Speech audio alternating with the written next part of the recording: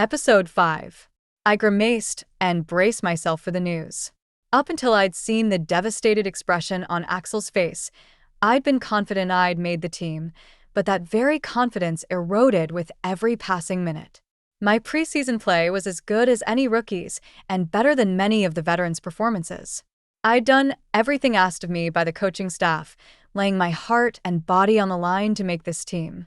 Getting sent down wouldn't be the end of the world, and only meant a player needed more development time, but I'd wanted to be one of those guys who didn't have that happen. Besides, in my way of thinking, I was already behind most of my peers. I'd played 4 years of college hockey and had sat out an additional year for an injury, which equated to more development time than most of the players in rookie camp. 5 years spent at the college level. In some ways, maybe I'd been stupid to go that route, but at the same time, I knew in my heart I'd done the right thing for me. The injury had shown me I had what it took to come back and deal with adversity. Drawing in a deep breath, I steeled myself for whatever was to come and opened the door. Coach Gorse glanced up from his computer monitor and waved me toward a seat. "Be right with you, Easton." He tapped on his keyboard for a very long, excruciating minute. I studied his face, but he gave nothing away. Gorse was relatively young in the world of NHL coaches. I doubted he was even 40 yet. When he'd been hired by the Sockeyes 4 years ago, his coaching methods had been progressive and unorthodox. With the success he'd had, including winning the Cup last season, many other teams duplicated his approach to coaching. He was fiery, tough, and had high expectations. He was known for his ability to get the best out of his players by capitalizing on their strengths and improving on their weaknesses. He emphasized basics such as good skating and using your edges like a figure skater did. He even employed figure skaters to teach the finer points of skating. I'd been the model student for Gorse's teachings, never complaining and always giving 100%, yet here I was, worried I might not make the team. I clasped my hands in my lap, gripping them so hard that I was cutting off the circulation. Loosening up the vice-like hold, I took a few deep, calming breaths. And waited. Gorse looked up and pushed his chair away from his desk. He rose and crossed from behind the desk to sit next to me at the small conference table in his office. There were a few short raps on his door and he shouted, "Come in." Team Captain Isaac Ice Wolf entered the room and took a seat next to Gorse. His face wore its usual stone-cold expression. He'd earned his nickname. I couldn't recall him smiling once during our entire training camp. Usually he was scowling. "Easton, your stats are some of the best in the nation for a rookie. Hell, even for a veteran." Gorse's words almost seemed rehearsed. Did I hear a but in there? I tamped down my growing excitement and forced a neutral expression on my face. Now my fingernails were digging painfully into my palms, but the pain didn't distract me from this man who would set the course for my future with his next words. I glanced at Ice, who scrutinized me intently, as if gauging any signs of weakness. His scrutiny only amped up my nervousness. I was sweating now.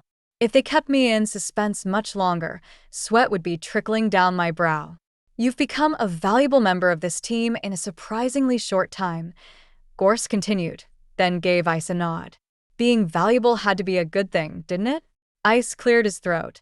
Was I hallucinating, or was there a ghost of a smile on his face? "I've watched you develop throughout training camp. You keep your head down, work hard, don't cause any problems.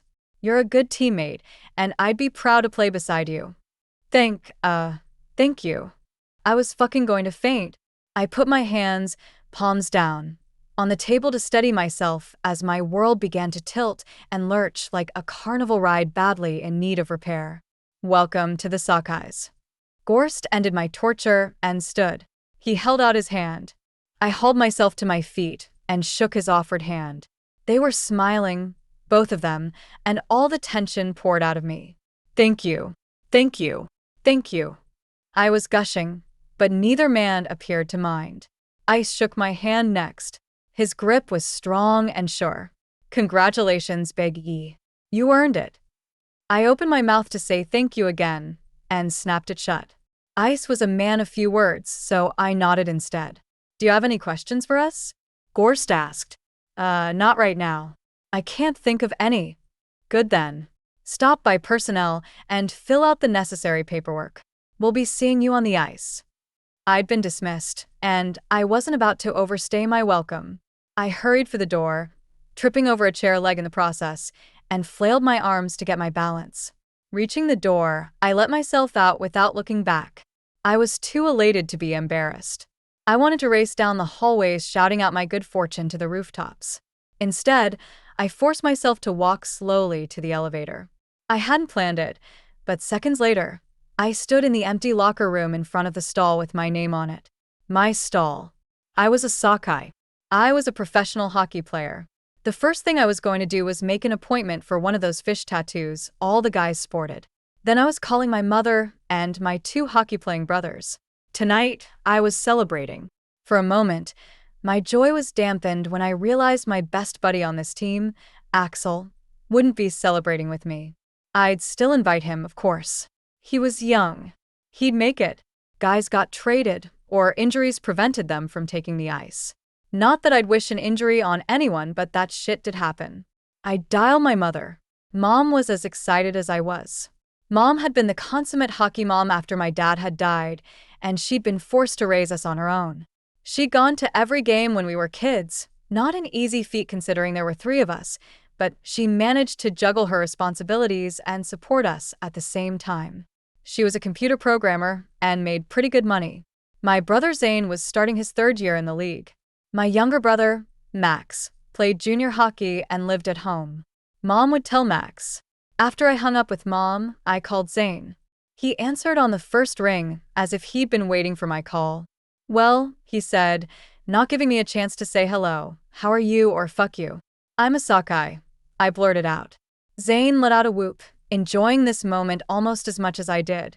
I heard him say something and then heard clapping. "Where are you?" "I'm having lunch with some of the guys. We're all happy for you."